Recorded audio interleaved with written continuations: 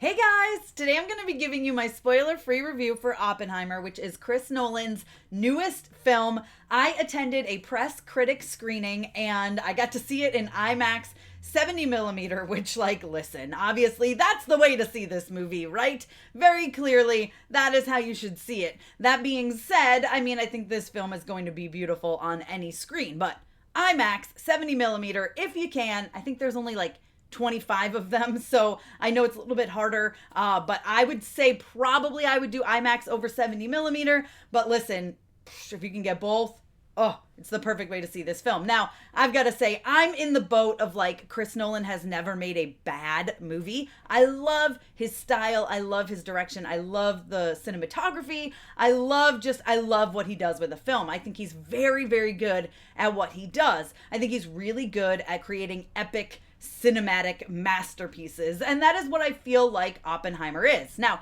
it is not without its faults, which I will dive into towards the end of this review, but first I just want to talk about what goes into this film to make it so incredible. And the first thing I want to talk about is, listen, the acting in this. And I know SAG-AFTRA is on strike right now, but this just shows what they deserve, right? Because they are so good.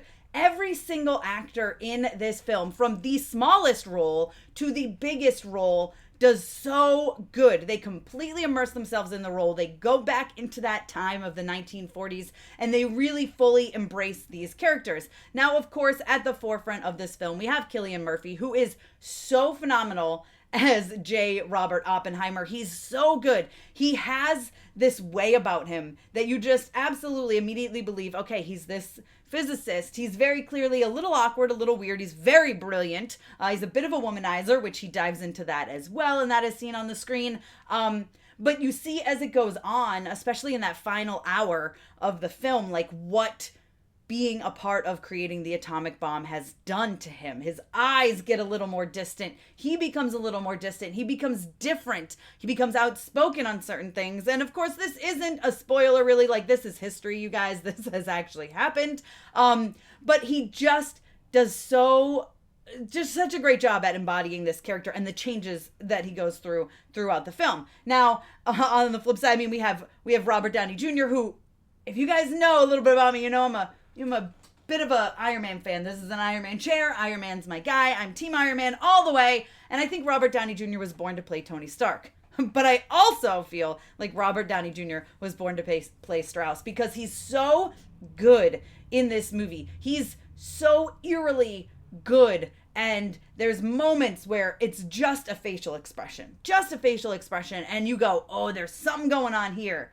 This is going to come back around, and it does, because he's so good. Now, I don't want to say too much, because if you don't know the full story of Oppenheimer, I don't want to give it away, because there's a bit of a twist that happens, which is, again, real life, right, based on real events. But if you don't know, I'd love for you to experience it and figure it out in the film. But I will just say Robert Downey Jr., phenomenal.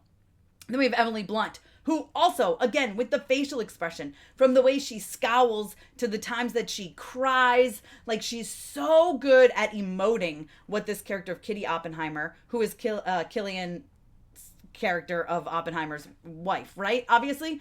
But she's so good. She's so beaten down at times. She's so headstrong at other times. She's powerful in her own ways, which, for the 1940s, there's something to say about a woman who's like that. And she's so good. And she does such a great job. And her and Cillian have great chemistry on screen, as does Cillian and Robert Downey Jr., as does the whole cast. There's a lot of people that pop in very, very quickly. They're in and out. Like Casey Affleck, he has his moment, but he's so fantastic. David Dashmalin, same thing.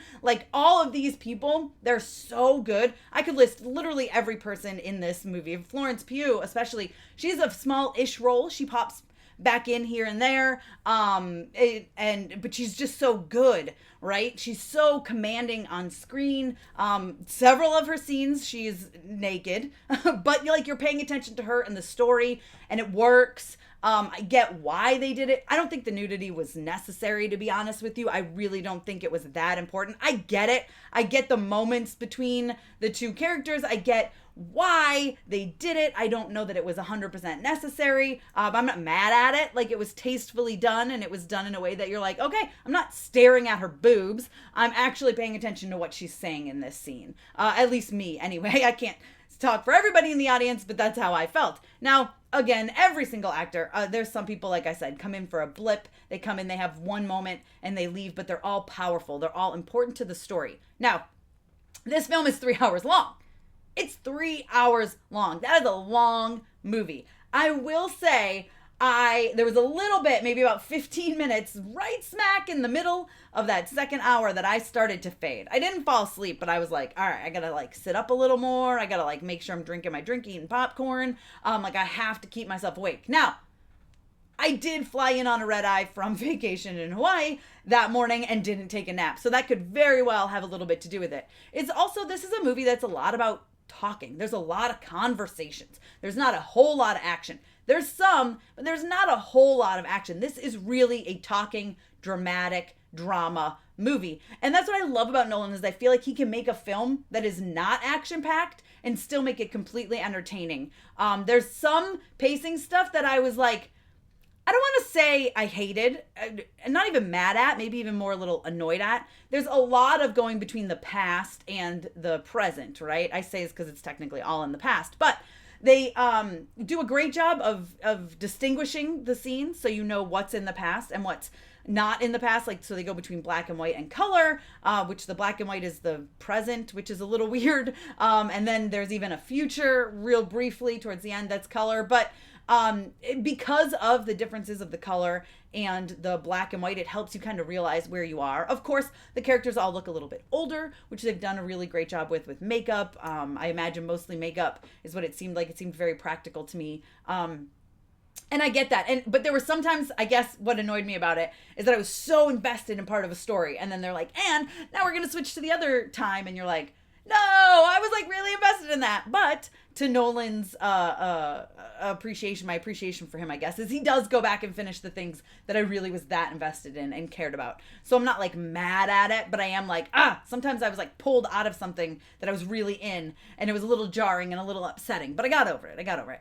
For me, personally, I loved the sound design. I know a couple of people who weren't a fan of it, but for me, it really, truly worked. Because there are some moments, like, for example, when the bomb is tested. We all know this is about the atomic bomb, guys, right? So the first time that bomb explodes, they suck so much sound out of the scene and elevate only certain sounds. And it's eerie, it's chilling, it feels exactly like I would expect it to feel, right? Almost like a vacuum of some sounds being pulled out. You know, the score, which has been beautiful all the way throughout the film, kind of is ripped away, and you're left with just these sounds of a bomb, right? And it actually takes a second before the bomb like really hits. It's like a moment of silence, right? Calm before the storm, or however you want to call it. And that moment right there, from that second on, I was in. And I know that's like halfway through. It's actually probably right at the end of the second hour, beginning of the third hour. But I was like in it right from there. And I was already in it from the part. But this is actually where I had started to dip a little. And then that happened. And I was like, all right, yes. And I was on the edge of my seat all the way through the rest. I thought everything that played out after that was extremely interesting. I was completely captivated, hanging on every word, trying to piece all sorts of things together. What this did to Oppenheimer after the bomb, how things played out after that. Now, we all know the bomb was dropped. 2 bombs were dropped on Japan, right? Hiroshima and Nagasaki. And now, here's the thing about that is they don't show the gruesomeness. They don't show, like, they discuss stuff, you hear stuff, you see some kind of visions from Oppenheimer, but you don't have to dive into the gruesome, bloody, grotesque aftermath. You don't see that at all. Nolan stays away from that, and yet you still feel how heavy this is, how important this is. Now, for people who don't know a lot of the terms or a lot of the people, some moments could definitely be difficult to understand. Lucky for me, my husband, who came along with me, has been in the nuclear field and the military for years and years and years and years. So, you know, he was in the Navy, he worked in nuclear power, he knows all this stuff. So anything I had a question about, he was right there to explain to me. So that definitely helped and heightened my experience for sure. So for people who maybe don't know that stuff or don't have someone that can explain just a couple of names and terms, it may not work as well. There might be some things they're confused about. Again, I was very lucky that I had him right next to me and I could be like, hold on, what? Okay, all right, now I get it, and I'm in. And I don't want to give too much away, but there are certain moments and certain people that I was like, wait, who is this person? Because they first mentioned someone towards the beginning. And he's like, oh, he's this, blah, blah, blah, blah. This theory, that theory, da, da, da, da. And I'm like, oh, okay, I get it. And then I was able to move along. Now, they do eventually explain this stuff, but, it was nice to know it and to have it there for me. And I was able to really focus on the film, which I thought was really fantastic. Again, it's a little long. It's 3 hours, right? I never got up to pee. Which says a lot. Actually, a lot of people in the movie did not get up to pee, which was very interesting to see as well, because I think you're just so in it and you don't want to miss out on something. It feels like every little bit is important. Every little bit is warranted. Again, there's maybe a few things here and there that could have been pulled out, but I don't know that. I can't say at 100% that it wouldn't have affected the outcome of the movie. Because I really did think it was important to dive into Oppenheimer and his life and who he was and all of these things in order to really see who he becomes in the end. Now, listen, this movie is chilly. It's eerie. Like the scene I talked about before with the testing of the bomb, when that goes off, it feels like a horror movie at times. Like, it really legit feels like a horror movie. Not in terms of like jump scares, but in like terrifying, like the Telltale Heart kind of stuff, okay? If I can put it that way, like Oppenheimer after the bomb testing and all this stuff's going on, and he would have these flashes and these mental things, and you see it and you see what he's experiencing in those moments, and it's terrifying and it's devastating. And then there is the final moments of this film. There is a line that is delivered. It made me tear up. It gave me chills, and it is going to stick with me for a very long time. That ending is something that really, I think, is hopefully going to make a lot of people think. Just think in general about life, about war, about the way we treat others, about just things that have occurred, and hopefully things that do not occur in the future. And it's terrifying. It's absolutely terrifying, chilling, devastating. Like, I don't know how else to describe it, and I really don't want to give away that moment because it's so fantastic and it works so well in this movie. It's powerful. It's powerful. And I think that this is a very important movie for people to see. Again, it's rated R, mostly because of the nudity. I think there's nudity. It's not a lot, and it's not tasteless, but it's there. So keep that in mind. And it's early on. It's towards the beginning of the movie, so don't be completely shocked by it. But it's not, again, it doesn't take away. I'm not like, oh, let me stare at her boobs. I'm like, oh, I'm paying attention to this story because this is a really interesting interaction between these two human beings. It's that kind of thing. But I loved this film overall. I think it's an absolute, like Nolan knows what he's doing with these things. For me, he just constantly creates these cinematic masterpieces. He pushes things and pushes things. The set design, the acting, the makeup, the costumes, the hairstyling, the sounds, the visuals, the cinematography. There's so much that works in this movie. There's so many moments where I just had chills and I was in it. Like I said, I dipped a little bit, but I really do attest that to just being exhausted from coming home from a week-long vacation on a red-eye and not napping, and then going to this in the evening. I think that was just, I tried to nap and I couldn't fall asleep, and I think it just, that's what that attests to. For me personally, I do feel like some people who don't know a lot of the terminology, maybe parts of this will hit for miss for them, right? They might not know some stuff. Again, luckily I had my husband next to me who knows all this stuff and was able to really help me out anytime I was in a jam. But overall, I think this is a very important movie to see. I think if you don't know the story, try not to learn more about Oppenheimer and go in and just experience it all. If you do know the story, I feel like you're going to love this movie. My husband, again, he was in the military, he was in the nuclear field, but for him, he told me this is one of the best films he's ever seen in his entire life, and he loves this movie.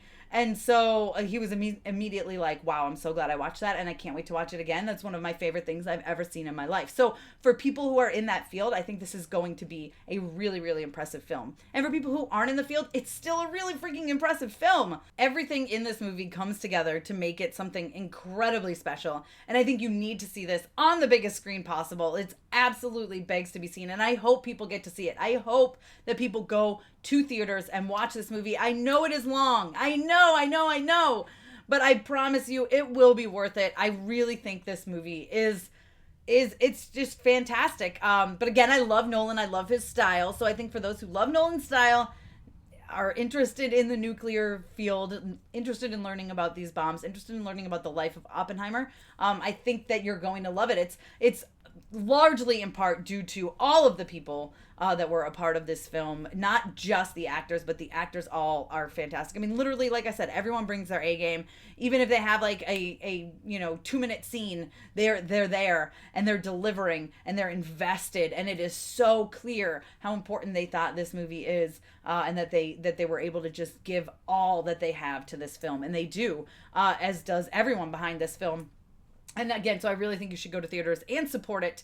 Be sure to let me know if you're excited for Oppenheimer down below in the comments. If by the time you got to this review, you've already seen Oppenheimer, let me know what you thought, guys. Was it too long for you? What did you think? Was the pacing off? Did you love it? What did you think? Like, let me know all your thoughts. I'm excited to dive in and chat with you about it. I give this movie a 4.5 out of 5 because I really, truly loved it. I can't wait to watch it again. And again, I saw it on IMAX 70mm, and I think that's easily the best way to see this film.